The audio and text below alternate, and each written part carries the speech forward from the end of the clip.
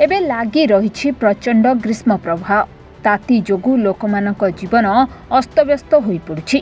40 degree उपरे तापमात्रा थिबा बेले सकाळे और रातिरे प्रार्थी माने प्रचार करुथिबा देखिबाकु मिलुछि।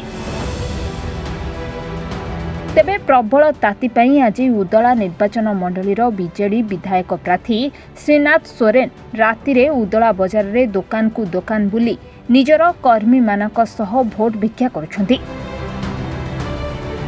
तेबे दिन में ताती अधिक जोगु भोटर मानक पाखकु जिबा संभव हेउ नथिबारु रातिरे प्रचार करुथिबा कहिसंती श्रीनाथ।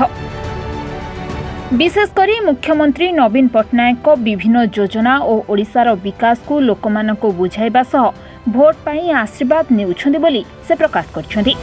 परंतु बहुत रुद्रताप बर्तमान भी अत्यधिक गरम होउची सेति लोक मिलू ना दिन में आज उदला मार्केट रे आमे राति रे बुलुचु समस्त दुकान रे देखा करछु एवं षष्ठ थर केमती माननीय मुख्यमंत्री नवीन पट्टनायक को मुख्यमंत्री करा जिवो सेति समस्त आमे रिक्वेस्ट करू निश्चय एनएससी भोट निर्णायक भूमिका ग्रहण करे मुझे एकमत अच्छी आम समस्त रिक्वेस्ट करुचे लोक भल रेस्पॉन्ड कर भोटिंग करूँ उदलार विकास आम एनएससी दुई तीन वार्ड देखी दीचु मार्केट रे अधारू अधिक कभर कलुणी भल रेस्पॉन्ड होची माननीय मुख्यमंत्री नवीन पट्टनायक पुणी षष्ठ थर से मुख्यमंत्री करने इच्छा प्रकाश कर महिला सशक्तिकरण मुख्य नायक है नवीन पट्टनायक तेणु माँ मैंने बाहर आम तो मना कर बहुत आग्रही अच्छे।